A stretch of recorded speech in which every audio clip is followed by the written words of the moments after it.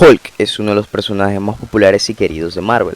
A lo largo de su extensa trayectoria ha pasado por la mano de varios escritores que lo han llevado por diferentes etapas. Una de estas etapas es la del célebre John Byrne, la cual fue relativamente corta, solo 6 números, del 314 al 319, pero fue una piedra angular para desarrollar las etapas venideras que terminaron por definir al personaje.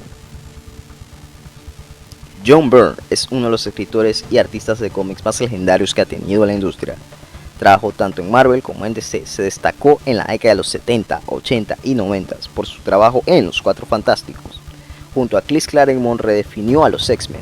Este equipo estuvo detrás de la etapa más gloriosa de los X-Men, siendo conocidos como los padres modernos de los X-Men. Su trabajo terminó influyendo en los cómics de los 80 y 90. Redefinió a Superman cuando trabajó para la DC, con su mítico Man of Steel y su larga etapa con el personaje. Para que tengan una idea, Byrne era una especie de Geoff Johns de las décadas pasadas, por su gran habilidad en dibujo, por sus increíbles historias, por su manera de innovar, de cambiar historias, de crear cosas nuevas.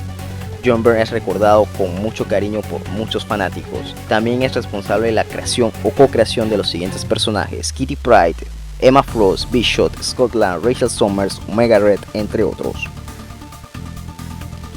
Por todas esas cualidades fue elegido por Marvel para reemplazar a Ben Mantle, quien terminaba su larga y legendaria etapa con Hulk.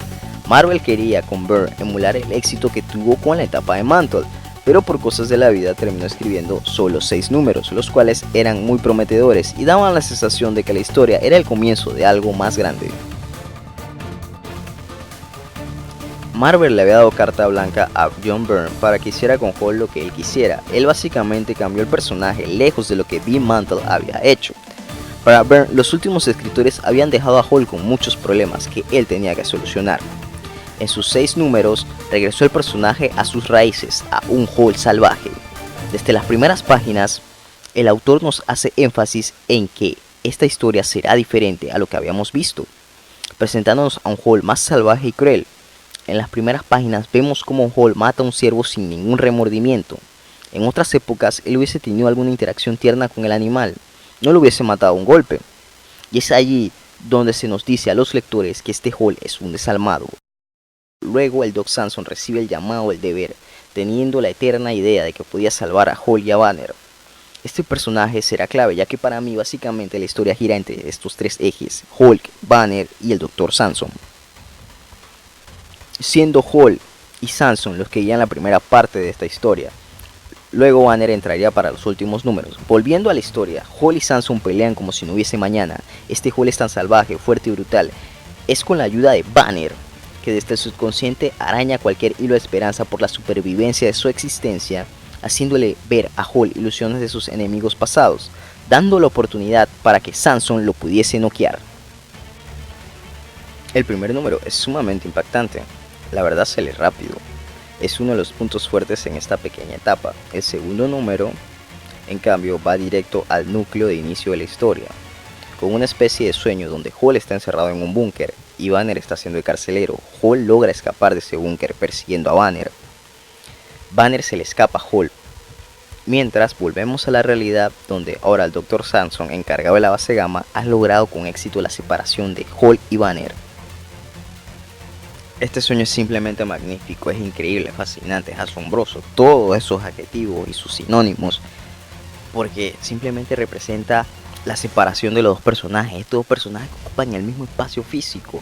Es una lucha por la existencia, es una lucha por el derecho a vivir. Este sueño representa a Banner siempre queriendo encerrar y controlar a Hulk, y a Hulk siempre queriendo romper las cadenas para vivir, para salir, para poder tener derecho a esa existencia. Y bueno, luego llega Shield con Clay Quatermayer, toma el control de la base, piensa que Hulk sigue siendo una amenaza, un peligro. Shield quiere acabar con él. La separación deja a Banner en coma. Por su parte, Samson cree que Hulk todavía tiene algún pequeño índice de humanidad y cree que Hulk puede ser rescatado, reeducado y reingresado a la sociedad. Doc Samson siempre es optimista. Él al final cree que él tiene que salvar a Hulk. Bueno, Samson rescata a Hulk, pero este Hulk es pura ira. Al no tener la humanidad ni conciencia de Banner, lo vuelve más peligroso, más mortal. Termina matando a varios agentes de S.H.I.E.L.D. y Samson se da cuenta de su error, de que liberó una criatura que solo es ira, sin ningún remordimiento por sus actos. Samson había liberado a la destrucción total y definitiva. Es aquí donde el personaje cambia, donde cambia su deseo imperante de liberar y salvar a Hall por tomar la difícil decisión de que tiene que matarlo, porque no hay solución. Estamos hablando de una destrucción definitiva, total, sin ningún remordimiento, sin ningún límite. O sea, ya no está Banner para frenarlo, ya no hay nadie que lo pare. Samson se vuelve una especie de Capitán Hay de Moby Dick, obsesionado con matar a la bestia. Es como el Dr. Frankenstein persiguiendo su creación hasta los más recónditos confines de la Tierra. La motivación de Samson es la culpa. Esos dos agentes de S.H.I.E.L.D. murieron por su culpa, por su obstinación y por su optimismo, que ahora son reemplazados por ira, furia y obsesión. Desde este punto en la historia, Hall causa tanta destrucción y tanta muerte, destruye tantas vidas. El tercer número nos lleva a una cacería imposible, con Hall dejando un camino de destrucción que Samson sigue sin cansancio. A Hall mostrando toda la destrucción que es posible causar. Es una amenaza clase Omega, comienza destruyendo todo a su paso, para luego confrontarse a 4 de los Vengadores más fuertes, Namor, Hércules, el Hombre Maravilla y Iron Man, quienes protagonizan un combate épico aún para los 80 con el arte y todo. La verdad fue muy épico, donde la pelea siempre Hall fue superior y la batalla causa una destrucción a escala gigante. Es un combate de puños y más puños entre Hall y los 4 Vengadores, hasta que son interrumpidos por el Dr. Samson, que convence a los Vengadores de que lo dejen solo a él, ir tras Hall, cazarlo y vencerlo, ya que con muchas más personas terminarían causando un daño más gigantesco. Él se los hace entender de esta manera: ustedes son 4 muy fuertes peleando contra Hulk, que es muy fuerte, y lo único que van a hacer es destruir toda la ciudad y todas las ciudades, y no lo van a lograr frenar. En cambio, yo puedo pararlo. ¿Qué les puedo decir? Era la lógica de los 80, o sea, los Vengadores, los héroes más fuertes y más importantes del universo, de la galaxia, van a dejar al Doc Samson, que no rivaliza en fuerza con Hulk, ni rivaliza en fuerza contra ellos 4, que haga lo que le da la gana. Le van a dar un lapso de tiempo. Sí, le dice Iron Man, o sea, sí, te voy a dejar que vayas tras Hulk, pero te vamos a dar un tiempo. Si no lo haces, nosotros nos vamos a encargar. Y o sea, toda la destrucción y muerte que causa durante ese lapso de tiempo, ¿qué? O sea, de la población y las personas. O sea, es aquí donde entra esa lógica ochentera, que la verdad no aporta a la historia más que lo no verosímil, lo inverosímil, por así decirlo. Pero bueno, ¿qué se puede hacer? A la lógica ochentera era la manera en que se hacían las cosas antes. En cambio, ahora si leen Immortal Hulk de estos últimos años, vemos una situación casi similar, donde los héroes saben que Hulk anda por cierto pueblo y todos van allá, van contra él: Iron Man, Pantera Negra, Capitana Marvel, y tienen un plan de contingencia, ya que Hulk les está sacando la mugre, les está dando hasta por debajo de la lengua, y Iron Man tiene un plan, y con ese plan logran vencer a Hulk. No se hacen de la vista gorda y no se van porque el trabajo es muy fuerte, y es uno de los puntos negativos que yo diría de esta etapa, esa lógica. Paralelo, Banner está en coma y tenemos el regreso del personaje de Betty Ross y una pequeña aparición de She-Hulk. Esta parte es más que todo mero trámite, es básicamente para ver a las personas que se preocupan por Banner, a ver personajes secundarios, ¿sabes? La parte melodramática, la parte donde tenemos a la chica que gusta del chico, los sentimientos que tiene hacia él. Bueno, y She-Hulk tenía que aparecer. She-Hulk en ese momento estaba popular, estaba subiendo, y bueno, esto es Marvel, aquí hay crossovers hasta para regalar. Y bueno, esta parte más que todo es sentimiento, es Banner recuperándose, todo lo que sienten las personas que están allí, sus personas más importantes, su familiar y la mujer que lo aman. Al final terminan con una especie de tratamiento experimental que logra despertar a Banner, y aquí es donde acaba la primera parte de esta etapa, con Hulk destruyendo todo a su paso, con Samson sumamente obsesionado buscando vencer a Hulk, y con Banner despertando del coma. De ahí en adelante la historia cambia, dando un salto de varias semanas, donde ahora Banner está súper débil en comparación con Hulk. Son dos extremos totalmente diferentes. De lo que solía ser una sola persona, ahora tenemos a Banner súper débil, a Hulk más fuerte y destructivo. Está reuniendo un grupo de personas para crear nuevos Hulkbusters, para cazar y acabar con Hulk, que sigue causando destrucción y muerte a su paso, teniendo que enfrentarse ocasionalmente al Dr. Samson, Sigue durante esta etapa Doc Samson enfrentándose a Hulk mortalmente, con golpes, con un arte increíble que muestra la pelea de una manera asombrosa.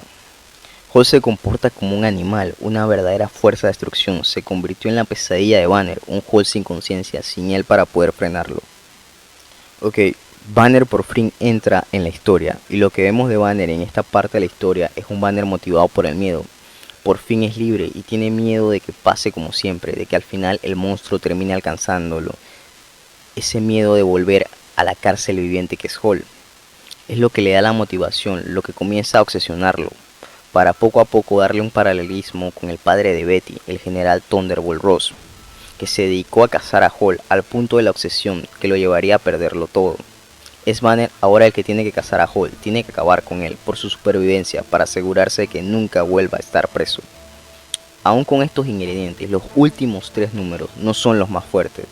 Los primeros cargan con el peso de la historia, donde se mostraba a Samson y su búsqueda de Hulk, sus peleas con Hulk, su obsesión por acabar con todo, guiado por la culpa, por sus manos llenas de sangre, hoy representando la fuerza imparable, la destrucción pura.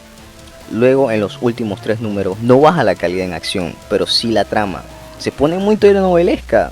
En vez de explotar el ángulo de Banner volviéndose obsesivo a lo el general Ross, nos vamos con Betty y Banner reflexionando sobre sus vidas, sobre cómo Hulk afectó su relación, lo cual es interesante, pero se vuelve muy dramático a nivel meloso. Estas conversaciones comienzan de una manera que el lector dice, ah, qué bonito, y luego otra que dice, ah, qué bonito, y luego al final dice como, demonios, ¿hasta cuándo vamos a tener lo mismo? Ok, las cosas que podemos destacar de los últimos 3 números son las acciones de las peleas del Dr. Samson contra los Hulkbusters, que interrumpen el entrenamiento de ellos y terminan enfrentándose, dando como resultado la pérdida de la chica Parmenter en una explosión, lo que ocasiona la ira y la obsesión después del otro personaje llamado La Rock, ya que tenía sentimientos por esta chica, y termina culpando a Samson, ya que Samson no pudo salvarla. Salvó a el copiloto pero no pudo salvarla a ella. Pero otra cosa para destacar sería el número final donde se da la boda de Bruce y Betty, donde reaparece el personaje clásico de Rick Jones y el del general Ross. Este más como una sorpresa final, pero la verdad esa sorpresa se termina sintiendo chocante y muy conveniente. Y cliché, para ser sincero, o sea, pasa en la parte cliché donde el padre dice, si hay alguien que se opone, hable ahora y calle para siempre, y aparece el general Ross con una pistola. Y la verdad no termina siendo buena porque, o sea, él no apareció en ninguno de los 5 primeros números y no apareció ni siquiera al principio del sexto, simplemente aparece en la nada. Es como, bueno, vamos a terminar con una sorpresa y la sorpresa es el general Ross con una pistola. Bueno, él termina disparándole a Rick Jones queda herido, Betty por fin confronta a su padre, dándole ese empoderamiento y venciendo a su padre verbalmente. Este cae derrotado al suelo y van a parar la boda para ayudar a Rick, pero Rick dice, sigan con la boda, ya ustedes han pasado por mucho, cásense. Y terminan con el casamiento. Y ahí es donde acaba esta etapa.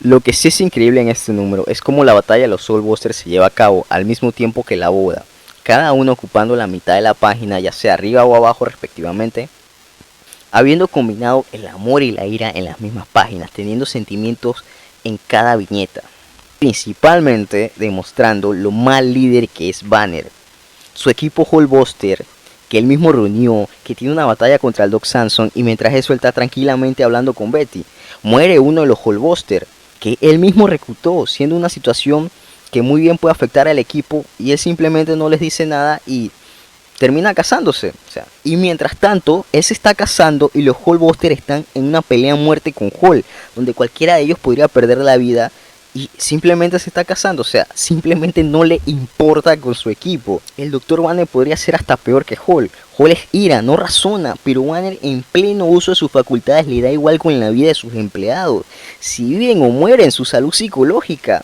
Bueno, muchas personas podrían decir, esto es un cómic, fuck the logic, pero aún así se siente raro. Quizás en los 80 no se sentía raro, pero hoy en día se siente raro de que el equipo que tú reuniste por salvar miles de vidas y evitar destrucción está sudándola y está dejando el pellejo en el terreno y tú simplemente te estás casando. O sea, no supervisas al equipo, no les dices alguna táctica o algo, porque tú al fin y al cabo fuiste Hulk y tú tienes de repente algún conocimiento que aportar en una batalla y tú simplemente te estás casando primero días después que murió uno de ellos uno de tu equipo que tú reclutaste y tú lo encargaste de esta misión, simplemente tú terminas casándote, o sea, simplemente da a entender que no te importa. Y eso, para mí, eh, de repente, o sea, es un cómic, sí, pero no termina cuadrándome. En retrospectiva, esta pudo ser una de las mejores etapas de Hulk, quizás con más números y con mejor desarrollo de personajes, con más tiempo, para seguir desarrollando la semilla que habían plantado al inicio de cada arco. Hubiese sido increíble ver más historias siguiendo estos tres puntos. La obsesión del Dr. Samson por redimir sus culpas, la obsesión de Bruce Banner por detener a Hulk, y Hulk siendo una fuerza imparable. Y en algún momento hubiese chocado la obsesión de Banner con la de Samson y hubiese dado un confrontamiento muy interesante. O sea, sí, todo esto se terminó desarrollando con otro autor, pero quizás no hubiese sido lo mismo. Y es aquí donde de repente faltó la magia de John Byrne.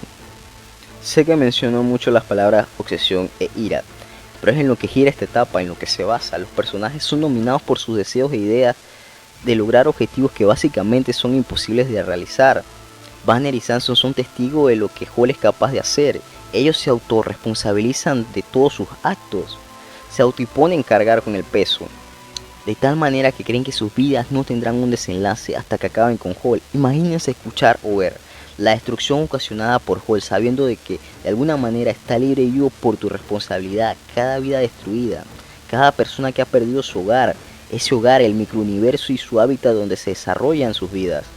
Las personas que no tuvieron suerte y murieron, todas esas vidas pesan sobre los hombros de los personajes. ¿Cómo mirar a la humanidad, a la sociedad, a la raza humana, sabiendo que este sufrimiento, que no parece tener fin, es responsabilidad tuya? Es básicamente lo que martilla la mente de Banner y de Samson. Ok, para cerrar, una curiosidad. Uno de los problemas que tenía Hulk para John Byrne era que su galería de villanos no servía. Apestaba, no tenía ni un villano que valiera la pena. Que le pedía villanos prestados a otros héroes como a Juggernaut de los X-Men y a Reino de Spider-Man. Durante su etapa nunca salió en físico un solo villano de Hulk, solo fueron ilusiones. Nunca tuvo la intención de usar uno. Al final de esta historia solo eran puntos de vista diferentes de las personas y Hulk destruyendo todo, siendo una fuerza imparable.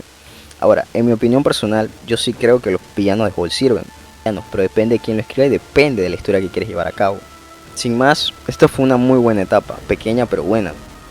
Quizás no es la más increíble de todas, quizás no rivaliza con la de Bill Mantle, con la de Bruce Jones, con la de Peter David, con la de Jason Aaron, con la de Mark Waid o con la actual de Immortal Hulk, pero la verdad fue muy buena. Es una etapa que se dedica a restablecer el personaje a sus raíces y a cambiar el status quo, a reformarlo de una manera que no se sienta forzada, sino orgánica. Cambia las cosas, pero no es un cambio tan grande, es un cambio lógico, un cambio que es aceptable. Lástima que no se siguiera, lástima que John Byrne dejara Marvel, lástima que dejara de escribir Hulk, o hubiese sido increíble que lo retomara cuando regresó a Marvel años después, pero bueno, así es la vida. La verdad, este arco estuvo increíble, espero que le haya gustado el video. Sin más, fue un placer hablar de esto, me fascina hablar de cómics, de escritores, de libros, de cine, de series de televisión, y bueno, suscríbanse a mi canal si quieren ver más historias como esta, análisis de cómics, cine, televisión, series, películas, y hasta pronto.